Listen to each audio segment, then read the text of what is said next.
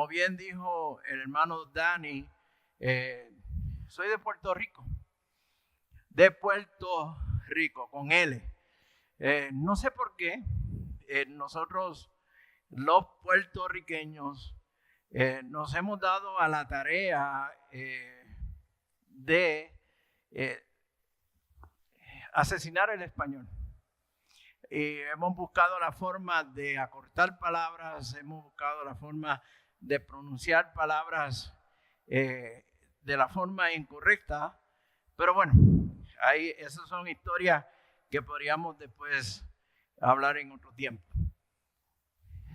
Y como bien dijo Dani, tengo 2 hijas, pero antes de hablar de mis hijas, tengo que hablar de mi esposa. Si no lo hago, y después ella llega a estar un tiempo con nosotros y ustedes le dicen, él habló de las hijas y de los nietos, si no hablo de usted, me dejan en México y no regreso a Dallas. Ya en diciembre de este año, con la bendición de Dios, vamos a cumplir 44 años de casado, con mi novia eterna. Es una chaparrita, no sé cuánto es en metros, pero en pulgadas, en pies y pulgadas, la chaparrita no me llega ni a los 5 pies. Pero es puertorriqueña. Y como es puertorriqueña, cuando le da rabia, se crece. Y crece. Y crece. Y crece hasta el punto tal de que yo tengo que salir de la casa, ¿no? Pero es el amor de mi vida. Mire, cuando yo la vi la primera vez, esta es una historia que la puedo hacer porque no está aquí. Y cuando ella está, pues me dice, ¿por qué tienes que siempre decir esas cosas? Pero ahora estamos aquí, estamos en familia. Cuando yo la vi por primera vez que iba caminando, ustedes saben lo que son los piropos, ¿no? Sí. Ahí cuando nosotros los hombres queremos conquistar a una mujer, nos ponemos muy románticos y nos inventamos unos piropos muy bonitos. Y yo la vi pasar con unas piernas preciosas, lindísimas. Ella es bellísima, es preciosa, la mujer más linda sobre la faz de la tierra. Y la veo pasar y la miro y le digo, vaya mami, si como caminas, cocina, yo limpio la cocina todos los años de nuestras vidas. Llevo 44 años limpiando la cocina. Aquel piropo a esa mujer no se le olvidó, ¿no? Pero es parte de lo que hace nuestro hogar. Ese compartir y el poder saber que hay aspectos en el hogar, aspectos domésticos que nosotros como los hombres podemos hacer. Mire, ella es buenísima cocinando. Con el testigo basta, ¿no? Pero cuando se termina y terminamos de comer, yo le digo, ok, mi amor, te desapareces, ahora la cocina es mía, ¿no? Y hay muchos aspectos de la cocina y de la casa que me pertenecen a mí. No ha cambiado nada en mi vida. No he dejado de ser menos hombre. Bueno, he perdido algo de pelo, pero es otro aspecto, ¿no? Mi esposa, preciosa, querida, tenemos 2 hijas ya grandes, Amy y Wendy, son mis amores, muy orgullosos de ellas. Y tengo mis 2 nietos. Y yo podría estar hablando de ellos en todo el día de hoy. Mi amada nieta Coral del Mar, que ahora en diciembre me cumple 15 años. Y mi nieto Joel Javier, al cual de cariño le decimos JJ en la casa. Y son realmente, la palabra de Dios dice que los nietos son las coronas de los. La Reina Valera dice de los viejos. Yo no estoy de acuerdo con la versión de la Reina Valera, porque de viejo yo no tengo nada. ¿Okay? Pero hay otra versión que dice que son las coronas de los abuelos, y yo estoy de acuerdo con esa versión. Son mis nietos, los amo, y realmente es una bendición de Dios. Antes de de nosotros subir se entonó un cántico. Y es un cántico que tiene que ver con lo que vamos a estar hablando en el día de hoy. Y yo entiendo el aspecto de la gramática. Yo lo entiendo y respeto cómo el cántico y las estrofas y las líneas se cambian de manera tal de que se puedan comunicar. Sin embargo, la palabra de Dios dice, en ese cántico dice de la siguiente manera, y lo voy a leer para ustedes en el libro de Josué, capítulo 24, el versículo 15. Y me llama mucho la atención de que se cantara este cántico al final de esta primera sesión. El pueblo de Israel tiene un nuevo líder, se llama Josué. Está por entrar a la tierra prometida. Josué pasó varias dificultades para llevar el pueblo, y un pueblo terco, difícil, a esta tierra prometida. Y ya cuando están por entrar, Josué hace una declaración que debe de resonar en los corazones de cada uno de nosotros, los hombres, en el día de hoy. Y debemos de apropiarnos de él, entenderlo y apropiarnos de esa declaración que hace Josué. Y Josué dice de la siguiente manera: y si mal os parece servir a Jehová, escogeos hoy a quién sirváis. Estoy leyendo de la versión Reina Valera. Si a los dioses a quienes sirvieron vuestros padres cuando estuvieron al otro lado del río, o a los dioses de los amorreos cuya tierra estás habitando hoy en día. Pero mire la declaración de Josué. Pero yo y mi casa serviremos a Jehová. Yo y mi casa. La economía de Dios es diferente a nuestra economía. Y la gramática de Dios es diferente a nuestra gramática. El orden de los sujetos en la gramática de Dios no tiene esa regla que cumplir. Porque aquí lo que es importante es quién hace esa declaración. Y quien hace la declaración es Josué. Como hombre, como líder del hogar, él se detiene, se pone en pie y dice: yo, comienza conmigo, y entonces mi casa vamos a servir a Jehová. Él no dijo mi esposa lo va a hacer, él no dijo mi suegra lo va a hacer o la abuelita lo va a hacer. Comienza conmigo. Y en el día de hoy quiero lanzar un reto a los hombres que están aquí. Y qué bueno que las damas están aquí también. Me llena el corazón de alegría y de gozo poderlas ver a ustedes también. Pero el reto es para los hombres. Aquí en México, donde nosotros estamos, para que de igual manera que lo dijo Josué, con valentía, con firmeza, con los pies en la tierra, con convicción, con afirmación, con un conocimiento pleno, con una fe y una esperanza de que nosotros, como líderes de la casa, somos los que servimos a Jehová. Y entonces llevamos la familia al corazón de Dios.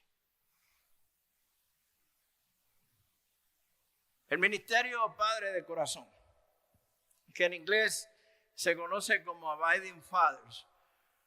Y yo no voy a entrar en todo lo que eso significa. Tiene una serie de implicaciones muy interesantes. El ministerio en inglés se llama, como dije anteriormente, Abiding Fathers, en español, Padre de Corazón. ¿De dónde surge el nombre? ¿Por qué Padre de Corazón? Primeramente, cuando se comenzó a trabajar el aspecto en español del ministerio de Abiding Fathers, se llamó Abiding Fathers en español. Y había algo dentro de mi corazón que decía: no, eso no es. Eso no es. Ese no es el mensaje del nombre. Y con mi amada esposa y yo comenzamos a orar y a pensar y a meditar y a buscar. Y el Señor nos llevó al libro de Malaquías, capítulo 4, versículo 6 del libro de Malaquías. El último libro del Antiguo Testamento. Y en ese pasaje, en ese texto en específico, Malaquías hace otra declaración, hace una profecía. Y dice bien claramente, y sus predicaciones hará volver el corazón de los padres hacia sus hijos y el corazón de los hijos hacia los padres. Lo voy a repetir nuevamente para que ustedes puedan ir viendo la implicación que esto tiene. Sus predicaciones hará volver el corazón de los padres hacia los hijos y el corazón de los hijos hacia los padres. Eso se trata primeramente de la palabra de Dios. La fe viene por el oír y el oír la palabra de Dios. Y no me avergüenzo del evangelio porque es poder de salvación. Por ese poder de la palabra de Dios es que entonces el corazón del padre se vuelve hacia los hijos. Ahora, ¿por qué el corazón del padre primero? ¿Por qué Malaquías lo presenta de esa forma? Y aquí el orden sí es importante. Aquí el orden tiene importancia. Porque en el tiempo en que se está escribiendo este libro, en el Antiguo Testamento, era una sociedad patriarcal. Una sociedad donde el padre era el centro del hogar. Era el centro de la familia. Todo giraba alrededor de él. Él tomaba las decisiones, daba las bendiciones. Él era el centro de todo. Los hijos y la esposa seguían a él. Si ustedes leen cuidadosamente la parábola del hijo pródigo, Jesús hace un señalamiento ahí sumamente importante que habla sobre el padre y cómo era visto el padre. Era el centro de la familia. Por lo tanto, todo lo que sucedía tenía que ser alrededor de él. Y Malaquías aquí está diciendo, ¿sabes qué? Tú eres el centro del hogar. Tú eres el centro de la familia. Por lo tanto, todo comienza contigo. Eres tú. No es tus hijos hacia ti primeramente porque tú tienes el título de papá. Eres tú porque tú eres el padre, tú eres el líder, tú eres la cabeza del hogar y Dios te ha puesto en esa posición para que tú ejerzas ese liderazgo y esa autoridad en ellos. Entonces, y solamente entonces, cuando tú vuelques tu corazón, no tu plata, no tu esfuerzo, no todo tu trabajo, tu corazón, tu propio ser hacia tus hijos, entonces tus hijos van a volcar el corazón de ellos hacia ti. Y es de ahí que nosotros entonces tomamos el nombre del ministerio Padre de Corazón, porque todo comienza aquí. Podremos ser padres biológicos, pero si mi corazón como padre biológico no está alineado al corazón de mi Padre Celestial, lo único que yo puedo hacer es una batalla diaria y no ser una imagen y reflejar, la imagen y semejanza de mi Padre Celestial. ¿Me están siguiendo? ¿Sí? Amén. Todo comienza aquí. Hay muchos padres biológicos, pero hay pocos padres de corazón.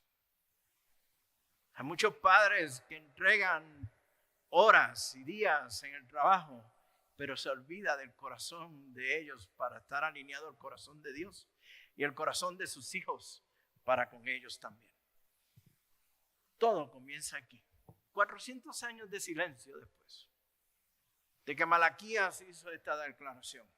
Y no es entonces hasta que vemos en el Evangelio de Lucas, Más tarde, que cuando Lucas está haciendo una referencia a Juan el Bautista, vuelve a salir esta declaración. Y habla y dice, y las predicaciones de él van a hacer que el corazón de los padres se vuelque a sus hijos. Solamente a través de Cristo y a través de nuestro Señor Jesucristo es que vamos a lograr esto. Mire, el ministerio de Abiding Fathers, el ministerio Padre Corazón, fue fundado, como bien dijo Dani, por el señor Bill Dawson. Tiene 86 años. Ahora mismo ya él no está en el ministerio, se retiró. Le gusta escribir, continúa escribiendo algunos devocionales y cosas así. No es hasta julio del 2012 que el ministerio se establece. El ministerio se establece como otro ministerio dentro de las cárceles de Estados Unidos. Yo quiero que me escuchen bien lo que voy a decir. Porque por más de 30 años este señor Bill Dawson ministró en diferentes cárceles de Estados Unidos, específicamente en el estado de Texas. Y descubrió lo siguiente, que el 85% de los confinados, los presos, hombres, e inclusive de jóvenes, varones, que estaban presos, 85% de ellos venían de un hogar donde el papá estuvo ausente. ¿Me están escuchando? O sea, el 85% de estos hombres venían de un hogar donde el papá estaba ausente. De hecho, él cuenta que en una ocasión él hizo una pregunta en una de las cárceles para jóvenes. Y le preguntó a los jóvenes que estaban allí confinados, presos, quién había sido la persona de mayor influencia en la vida de ellos. Y los jóvenes contestaron, mi mamá, mi abuela, mi tío. Otros dijeron, el juez que trabajó mi caso. Otros dijeron, ahora es el consejero que yo tengo aquí. Ninguno de ellos mencionaron a su papá. Cuando él preguntó, ¿y el papá de ustedes? Bueno, son jóvenes, ya jóvenes adultos. Yo no voy a repetir las palabras aquí, pero las palabras eran bien coloridas y llenas de mucha acentuación de palabras malas. Lo único que yo podría decir acá era, pues ese mequetrefe no queremos saber de él. Pero no usaron la palabra mequetrefe, ¿no? Usaron otras palabras. Y con eso, él escribe un material sobre paternidad y desarrolla este material. Para el 2015, y Dani hizo referencia a esto, yo conozco al señor Bill Dawson. Hizo una presentación del ministerio y le pregunté, oiga, ¿y usted qué tiene para la comunidad hispana? ¿Qué tiene para los hispanos? Y me dice, pues a la verdad que no tengo nada. Y realmente voy a citar las palabras textuales que él me dijo. Y me dice, estamos en Texas. Y me dice, pues fíjate, yo estoy esperando a que alguien traduzca el material al mexicano. Y yo me le quedé mirando y yo, ¿que lo traduzca qué? Al mexicano. Yo bajé la cabeza y le dije, señor Dawson, yo creo que usted y yo tenemos que hablar. Porque amamos a México, queremos a México, pero hay otros países, después del sur de Texas, que también hablan español. Y hay países en el Caribe, y hay países en Europa. Yo creo que usted lo que quiere decir es que se traduzca el material al español. Y me dice, sí, eso es lo que yo quise decir, ¿no? Nos dimos a la tarea y se tradujo un material en español. Y para el 2018, el material se enseña por primera vez en español en Cuba, en La Habana, Cuba. Y me invitan a ir a La Habana, Cuba. ¿De qué país yo dije que era? Puerto Rico. Cuando me hacen la invitación para ir a Cuba, hombre, yo bailé en un pie. Gloria a Dios, vamos para allá. Pero les confieso lo siguiente, yo sé que hoy no es domingo, mañana es domingo, ¿no? Y los domingos es un buen día para confesar pecado, pero lo vamos a hacer hoy, ¿no? Voy a confesar mi pecado hoy. En mi mente yo quería ir a Cuba y yo dije, yo voy para Cuba para 3 cosas. ¿Ok? Número 1, yo voy a beber café cubano. Yo soy cafetero de los malos, pero malo. ¿Ok? Tan malo que yo no bebo cualquier café. No tiene que ser que yo conozca el café que voy a beber. ¿Ok? No digan que soy orgulloso ni nada de eso. Es que así fue que mi abuela me crió. Café cubano, yo voy a beber café cubano. Segundo, yo me voy a montar en un Chevrolet del 50 en La Habana, que están inmaculados. Es increíble las condiciones en que esos vehículos, esos Chevrolet del 50 están, y lo único que tiene que dice Chevrolet es el nombre, porque las piezas son de otras marcas. Estos hermanos cubanos se la ingenian y un carro tiene una pieza del motor es de Nissan y la otra pieza es de Toyota y la otra es de Ford y yo no sé qué más. Y si los dejan, traen la de los... ¿Cuál es el nombre del carro chino que ahora están vendiendo acá? Bueno, ya ustedes saben. Pero la tercera es, yo voy a ir a escuchar una buena salsa cubana. Yo quiero ver el ritmo cubano, yo quiero escucharlo. Y yo me voy a meter en La Habana. Y me voy a meter en La Habana Vieja. Y me voy a meter en la bodeguita del medio. Y yo me voy a sentar allí a escuchar un buen rumbón de salsa cubana, un buen guaguancó cubano. Soy puertorriqueño. ¿Okay? ¿Qué más esperan de ustedes? ¿O de mí? Pero el Señor tenía otros planes. Y me dijo, está bien, Rafi, disfruta eso, pero algo va a pasar. Y el Señor comenzó a trabajar en mi corazón, allí en La Habana, Cuba, en Santo Suárez, en el mes de febrero del 2018, un jueves por la mañana, temprano en la mañana, mientras disfrutaba un café. Y el Señor me dijo, aquí es donde yo te quiero. En esto es donde yo te quiero. E inmediatamente le monté o le formé una pelea al Señor. Le dije, ¿cómo te atreves? Yo no voy a hacer eso. Yo no voy a trabajar en este tema de paternidad porque, número 1, mi relación con mi papá fue inexistente, no existió, nunca se dio. Y yo la regué malamente con mis hijas. Yo no soy la persona para esto. Además, yo te dije a ti bien claramente, Dios, mira, yo como le hablo al Señor, o le hablé al Señor, yo te dije a ti bien claramente, yo fui bien claro y te hablé en español, para que quedara claro. Que número 1, yo quería ser pastor de una iglesia local. Los admiro, los respeto, los amo. Wow. Para mí no hay otro llamado como ese. Pero te dije bien claramente que nunca me pongas en un ministerio de niños.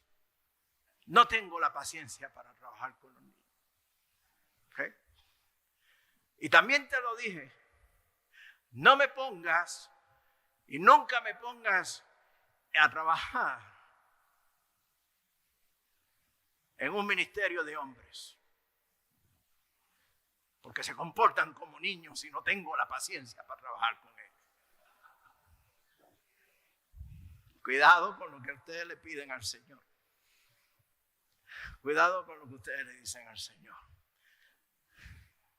Y aquí estoy, en un ministerio de paternidad, trabajando con hombres. Para la gloria de Dios. Para su gloria y su gloria solamente. Y he visto hombres transformados en Cuba. He visto hombres transformados en Madrid, España. He visto hombres transformados en Colombia, en Panamá, en India, en África. Personas hablando del Ministerio de Padre Corazón en China, en Estados Unidos. Y Dios continúa abriendo puertas para este gran ministerio que Dios ha abierto para nosotros. Yo creo que me pasé de lugar. Ok. Por lo tanto, nuestra misión es la de equipar a los hombres en la paternidad bíblica. Queremos enseñar a los hombres sobre paternidad bíblica. Queremos hacer esa distinción, porque la Biblia tiene mucho que decir sobre la paternidad. Y también queremos, como visión a nivel mundial, de que haya un padre bíblico en cada hogar, en cada familia. Tan sencillo como eso. Capacitar a hombres en la paternidad bíblica y que haya un hombre, que haya un padre bíblico en cada familia.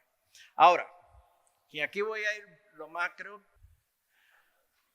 y es allí en ese campamento donde realmente vamos a entrar de lleno en el tema. Pero antes de hablar de paternidad tenemos que hablar de autoridad.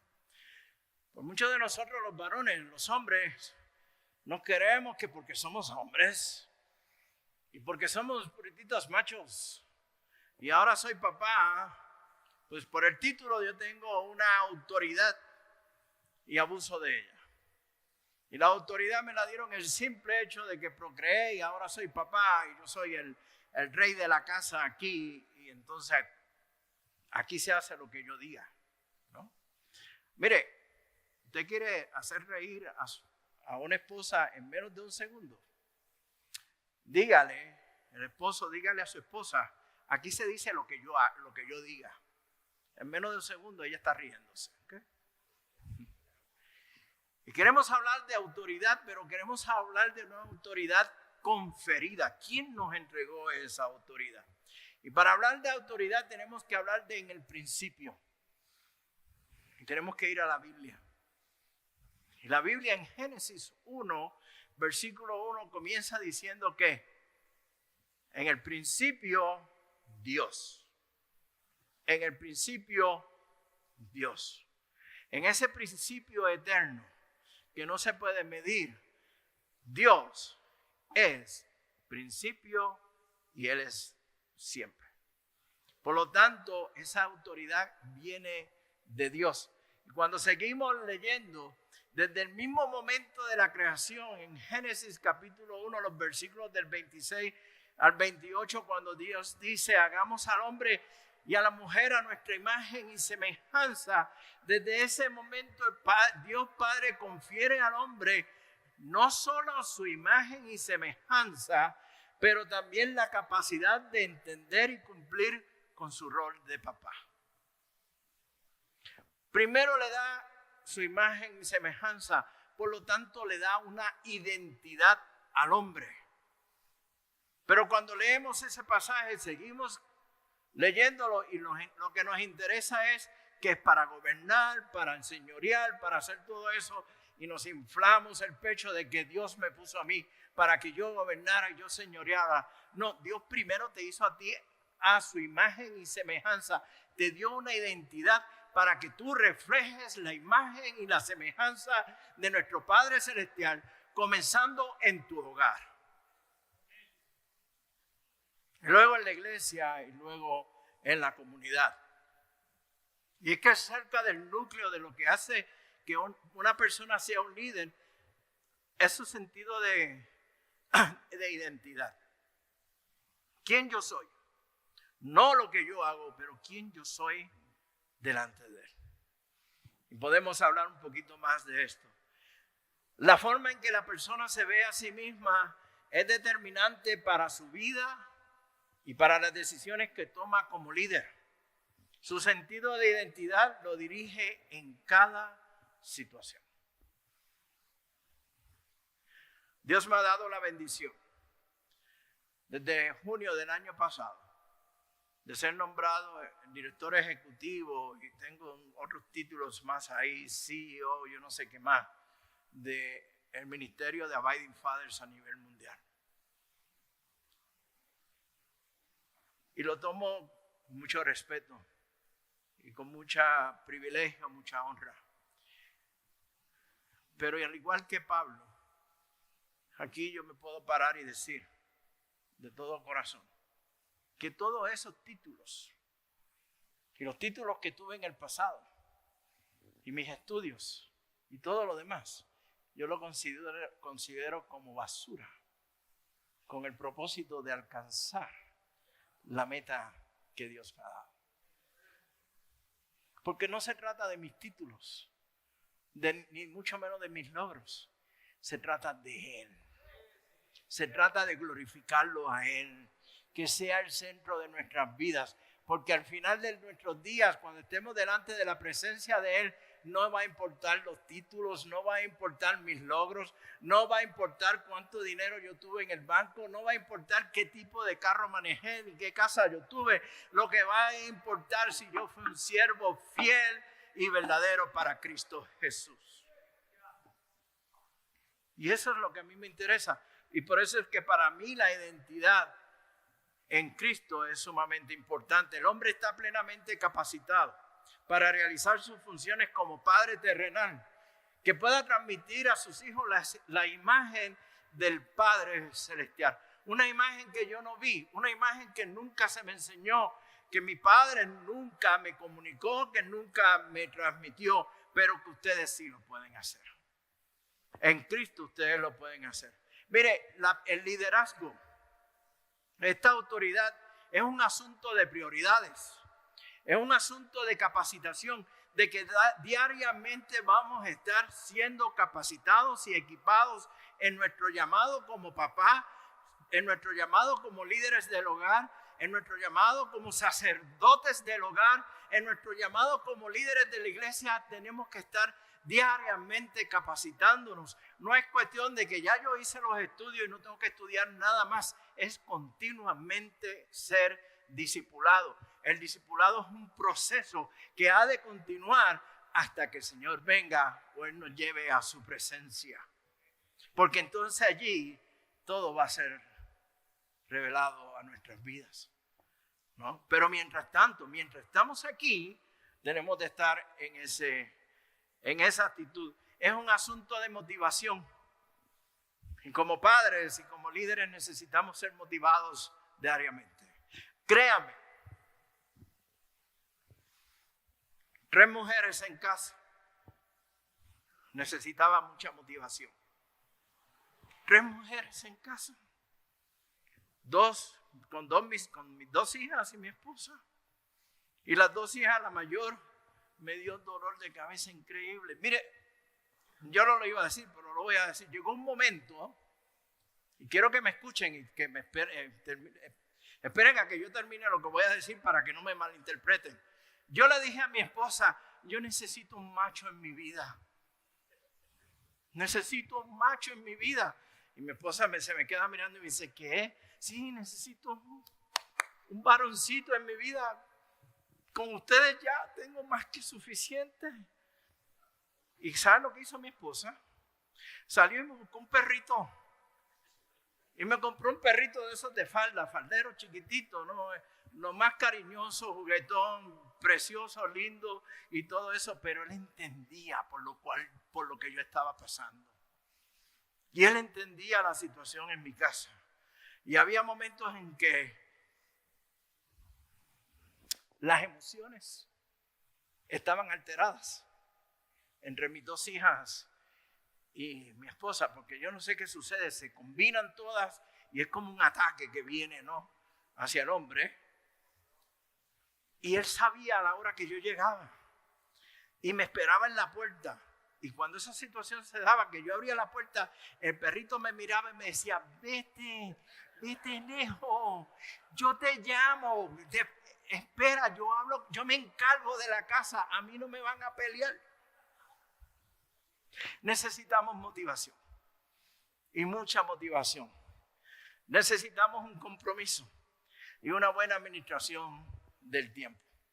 Ya que las enseñanzas de entender el rol de padre para que pueda ejercer su función como papá es un proceso de discipulado que comienza con el padre entendiendo que Dios ya lo capacitó para esa función y le ha dado la autoridad para llevar a cabo la misma. Es un proceso de discipulado. Esto no es asunto de que cuando lleguen a los 21 años se me van de la casa y ya yo no cumplo más. Usted es padre y va a seguir siendo padre hasta que el Señor lo llame o venga. ¿Y sabe lo que sucede? Después vienen los nietos. Y hablaremos de los abuelos en algún momento. Pero como abuelos también tenemos una gran responsabilidad. Me quedan 8 minutos. Un líder puede ser alguien que sirve, uno quien seguir, uno que dirige a un grupo, uno que lleva a los demás hacia un objetivo. Uno que es de influencia a los demás, alcanzar un propósito o una meta. Un líder espiritual es aquella persona que se deja guiar y controlar por el Espíritu Santo, pues sus talentos y habilidades espirituales como naturales alcanzan su mayor eficacia cuando los pone al servicio de Dios. Por lo tanto, nosotros no solamente hombres, no solamente somos líderes, pero somos líderes espirituales en la casa. Somos los Josué de la casa. El devocional, el tiempo de oración, la enseñanza de la palabra, el ejemplo de vivir la palabra, no solo le corresponde a la esposa, te corresponde a ti también, hombre que me escucha. Tienes esa responsabilidad y tienes ese llamado. Y si tú quieres que tus hijos lean la Biblia, vive tú la Biblia. Que ellos lean la Biblia a través de tu vida. No que seas la Biblia el domingo y el resto de la semana eres otra cosa. Es todos los días, en tus altas y en tus bajas. Pero que también puedas compartir con ellos. El liderazgo es un proceso que es dinámico, en el cual un hombre o una mujer con una capacidad dada por Dios influye a un grupo específico del pueblo de Dios hacia los propósitos de Dios para con ellos.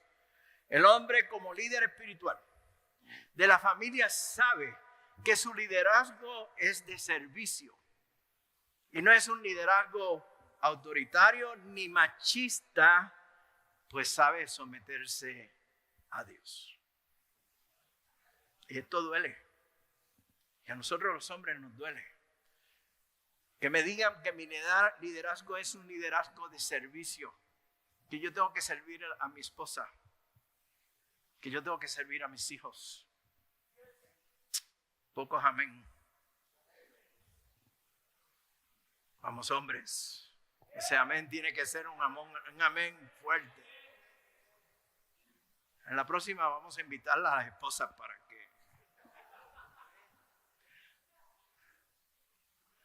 liderazgo de servicio, de servirla a ella, de estar con ella, de amarla, de tirarle piropos, de hacerle el café. Yo tengo una batalla increíble cada vez que viajo. A las 3 de la tarde ya mi esposa me está escribiendo, créame, Dani lo sabe. Y lo primero que me dice es, papi lindo, café. O el café en casa lo hago yo. Y ya ella se acostumbró a eso. Y lo hago con mucho amor. Y nos sentamos a tomar ese café. Ese tiempo del café entre ella y yo es un tiempo que valoro muchísimo. Porque hablamos y compartimos. Y yo tengo la oportunidad de servirle a ella. El ejemplo de liderazgo en la vida del hombre es Jesús. En el Evangelio de Marcos tenemos tal vez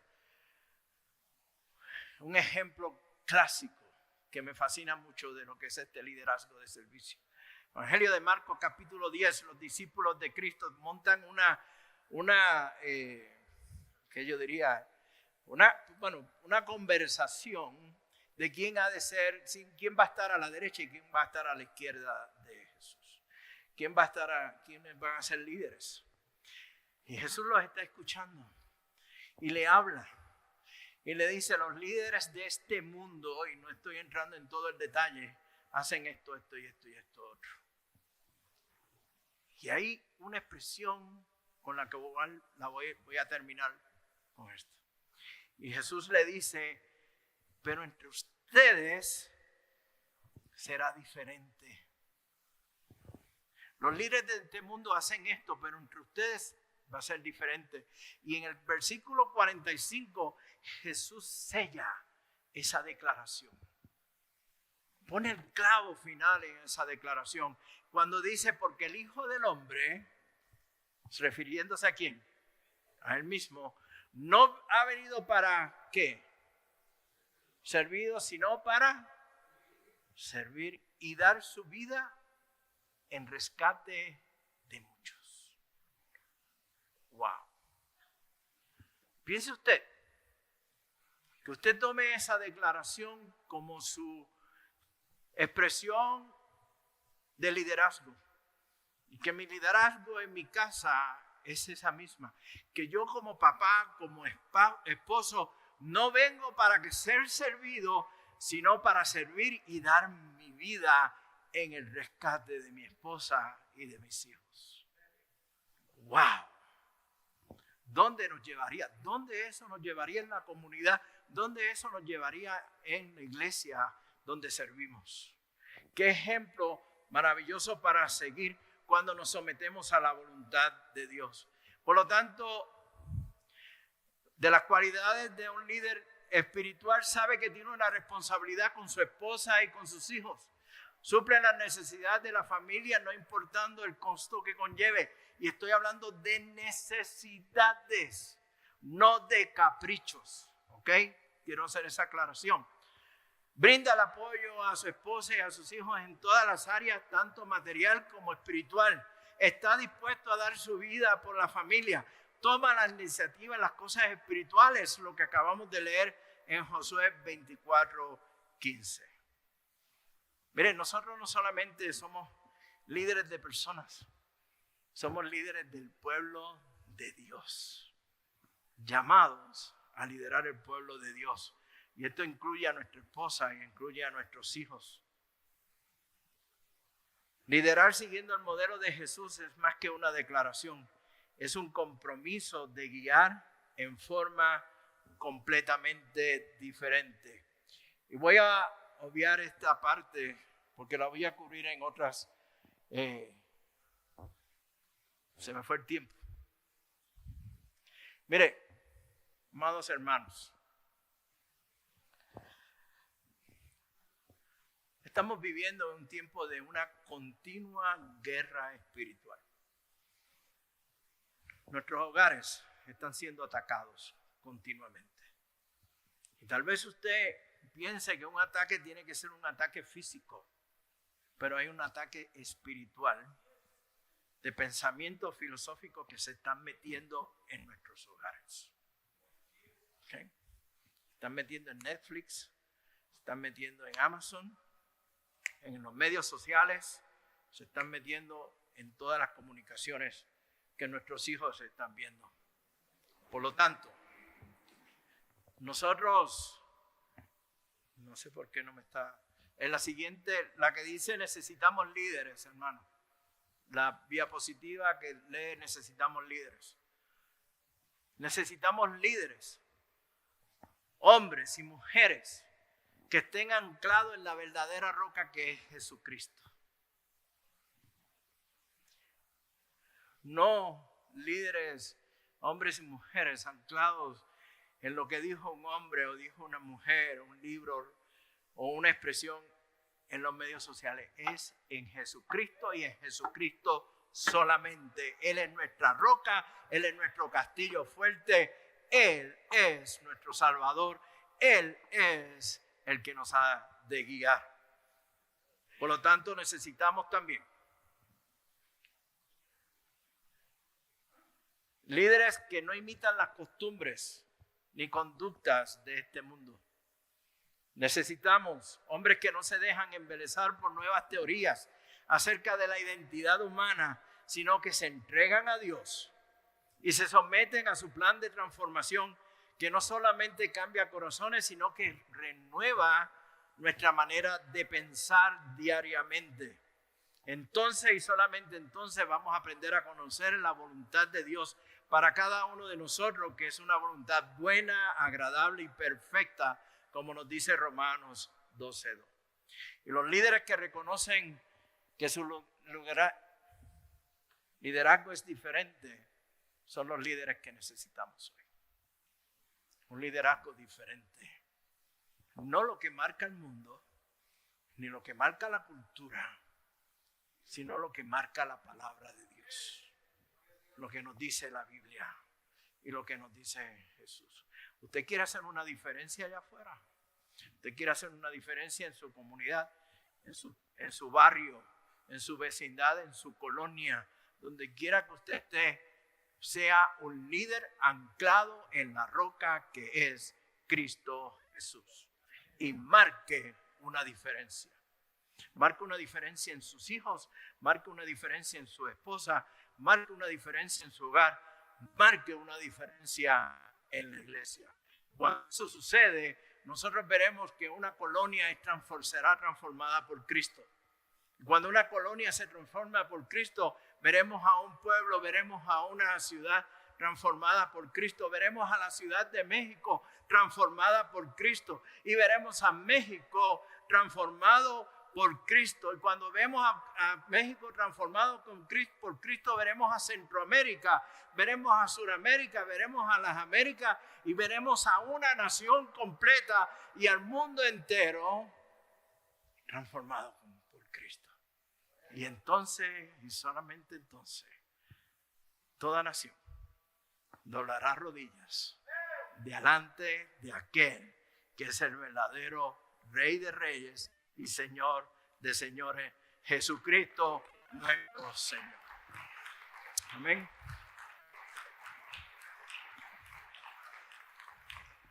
Estoy terminado por esta parte. Pido disculpas, me pasé por 3 minutos. Es un récord.